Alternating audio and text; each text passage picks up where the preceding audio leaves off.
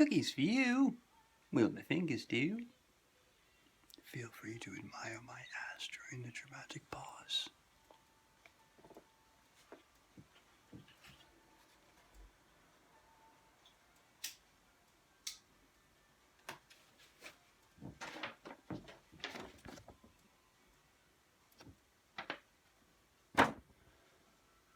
The easiest way to explain necropolitics is to quote Kevin Sullivan. Some must die so others may live.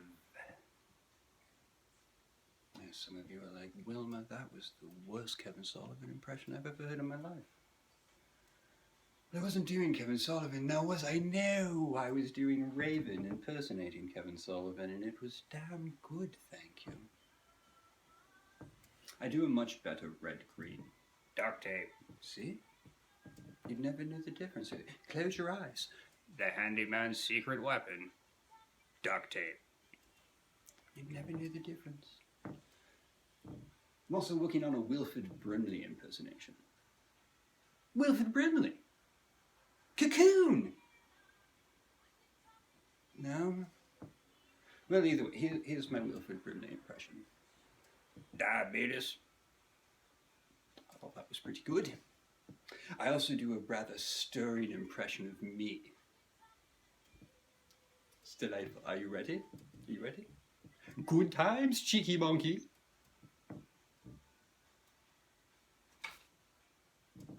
I think I'm funny.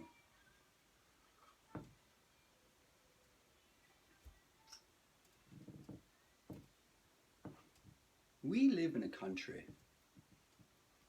of great freedom.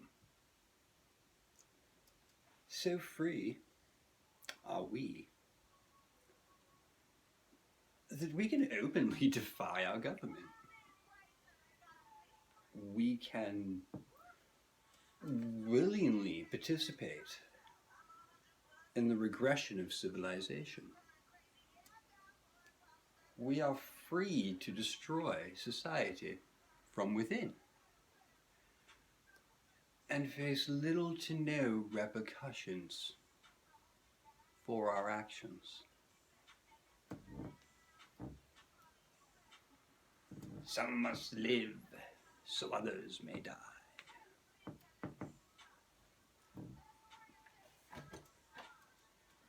Mel Brooks released The Producers somewhere within 25 years. At the end of the war, Hitler and his ideology was still fresh in a lot of people's minds. Mel found himself in Germany for some reason promoting the film.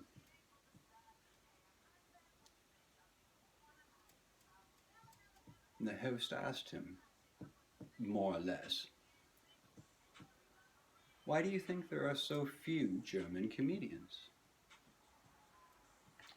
To which Mel replied, might have something to do with the fact you killed them all. The host no-sold it and carried on. Mel never brought it up again.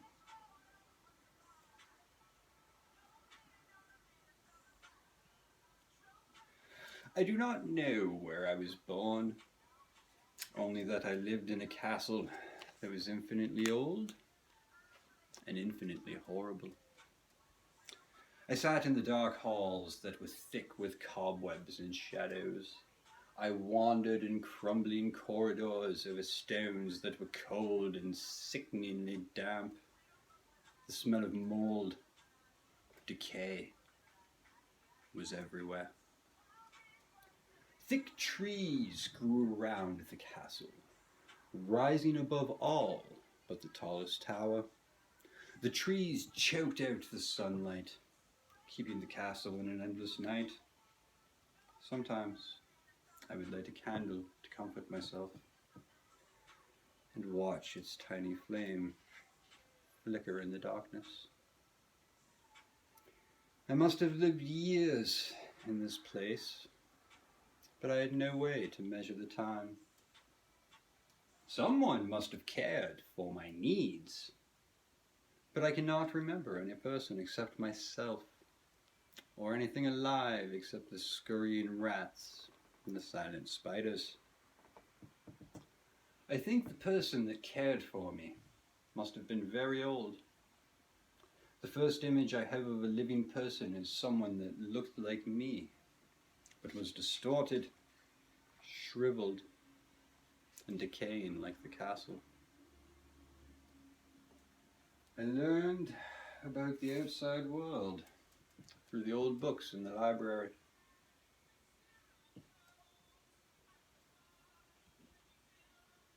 There was no teacher to guide me.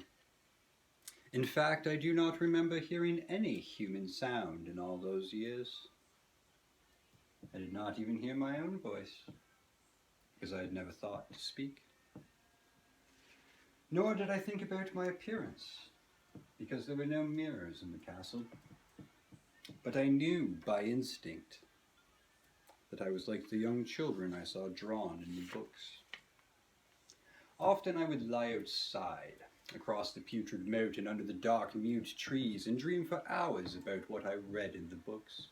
I would picture myself in happy crowds in the sunny world beyond the endless forest. And then a deep longing would fill my heart to leave the castle, to join the outside world. Once I tried to escape by crossing the forest that encircles the castle, but as I went further from the castle walls, the shade grew deeper and the air became thick and forbidding. I felt a growing fear that I would lose my way in the silence, and that fear rose into a panic until I ran frantically back to the safety of the crumbling castle. For endless days I dreamed and waited, but I did not know what I waited for. In the castle, there was one black tower that reached above the trees into the unknown sky, but its staircase was crumbling and ruined. The only way to reach the top of the tower was to climb up the inside wall, along tiny footholds in the stone. Such a climb would be dangerous, nearly impossible, and so I had never tried. But as the days passed, I grew more desperate to see the light, and I decided to make my attempt. I knew that I might fall, but in my lonely heart I thought it was better to glimpse the sky and die than to live without ever seeing a day outside the castle. The climb was terrifying. In the dank twilight I clung to the wall as startled bats swirled around me. My progress agonizingly slow, inches at a time. And though I climbed and climbed, the darkness overhead grew no thinner. Minutes passed, maybe hours. Why did I not reach the light? I would have looked down had I dared. I wondered if night had come already, and I groped along the wall, hoping to find the edge of a window that I might use to look out of the tower and try to see the height I had reached. But I found no windows. I do not know how long I crawled blindly up the cold stone wall in the tower, but all at once I felt my head touch something solid, and I knew I must have reached the roof. In the darkness I raised my free hand and felt the barrier above me. It was cold stone, but as I pushed it slowly swung up.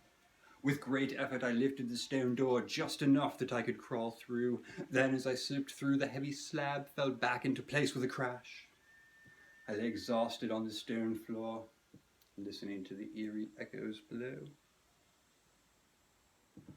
I did not know what the tower held, but I believed myself to be at the top of a great height, far above the twisted branches of the forest. When I finally caught my breath, I dragged myself up from the floor and fumbled in the dark. I hoped to find a window so I could look for the first time at the sky, the moon, and the stars which I had studied in my books. And I wondered what secrets might be in this high chamber that had been cut off from the castle below for so many years. Then, unexpectedly, my hand found a rough stone doorway. I dragged the door open, and then I felt the purest joy I have ever known, for through the door up a short stone passageway of steps and through an iron gate, I saw the radiant, full moon. I'd never seen the moon before, except in dreams, cloudy memories. I was certain now that I had reached the highest pinnacle of the castle. I rushed up the steps beyond the door, but a cloud passed in front of the moon, and the sudden darkness caused me to stumble. I stood carefully, and then felt my way more slowly to the grate. The grate was not locked, but I did not open it right away. You see, I was still careful. I did not want to risk falling from this amazing height to which I had climbed. Then the moon came out again. Nothing I had seen before could compare with the sight that met my eyes in that instant of cool moonlight. I had expected to look out from a great height on a dizzying range of treetops. But what I saw was simpler and far more shocking. Through the grating, I saw solid ground all around me. Somehow I had not reached the top of the tower as I had thought. Instead, I was looking out on the even surface of a courtyard that was paved with white gravel. The sight shook me to my core. Was it magic? A dream? Sudden bout of insanity? Though my mind was stunned and confused, I still longed for warmth. Even this mystery could not stop me. I staggered through the grate and onto the gravel path. I decided that I would continue until I found the light I craved. As I stumbled ahead, I began to feel as if a dim memory was guiding me. I passed an old stone church and went under an arch. I wandered through the meadows of an open countryside. I walked for more than an hour before I reached what seemed to be my goal. A grand manor whose windows were ablaze with life. Music and laughter spilled out into the warm air, reminding me of the happiest pictures from the books in the castle library. As I approached the building, it felt familiar but strange. The effect was maddening. It was as though I had visited the manor many years ago, when it had looked quite different. Towers I expected to see were gone, replaced with walls that I did not recognize. Like my castle, the manor had a moat encircling it, but this moat was filled in. I approached one of the brightly lit windows and looked through it. Inside, a grand ball was taking place. The partygoers were dressed in tailored coats and shimmering dresses. They celebrated together, sharing dances and speaking brightly. I could not make out what they were saying because the sound of their speech was foreign to my ears. But my excitement rose nonetheless. Now, impulsively, I stepped through the open window into the brilliantly lighted ballroom, stepping as I did from a bright moment of hope into the void of a sudden nightmare. As I entered, there occurred immediately one of the most terrifying changes I have ever seen. I realized at once that something else was here. Before I had even crossed the window sill, a sudden suffocating fear descended on the partygoers. Every face crumpled in horror, and screams rose up from nearly every throat. Many covered their eyes, and all of them rushed to escape through one of the many doors, overturning furniture and stumbling against the walls in their panic. Their cries shook me. I stood in the brilliant ballroom alone and dazed, listening to their vanishing echoes. I was alone. I trembled at the thought of what might be lurking nearby. I looked quickly around the room, and it seemed deserted. But when I moved towards one of the alcoves, I noticed something. There was a hint of motion. There, beyond a golden-arched doorway that led to another, somewhat similar room. As I approached the arch, I realized I was not alone. Then I saw it. Words cannot describe the monstrosity that I saw. 'Twas a dripping, decaying creature, an unnatural being that should have been hidden beneath the earth centuries ago. Stained rags clung to its body, but they did nothing to hide the beast's stooped and disfigured body. God knows it was not of this world, or no longer of this world. But to my horror, I saw in its outline the shadow of a human being. And I knew that, perhaps hundreds of years in the dark past, this foul beast had been a man. I was almost paralyzed, but some part of me cried out, desperate to escape, to live. I stumbled backward, but still I could not break the spell in which the silent monster held me. The creature's lonesome eyes fixed on my eyes, and I could not turn away, though fear made my vision blur. I tried to raise my hand to shut out the sight, but my nerves were shocked and my arm would not fully obey my will. The effect threw me off balance so that I had to stagger forward several steps to avoid falling. As I did, I became suddenly and agonizingly aware of my nearness to the hideous thing. I half imagined I could hear its hollow breathing. I threw up my arms to protect myself, and in one shattering second my finger brushed the outstretched paw of the monster beneath the golden arch. I did not shriek, but all the spirits that ride the night wind shrieked for me. In that brief second there crashed down upon my mind an avalanche of memory. I knew in that second all that had been. I remembered beyond the frightful castle and the trees, and I recognized the manner in which I stood.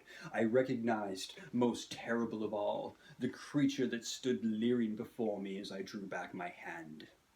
The next minutes passed as if I were in a dream.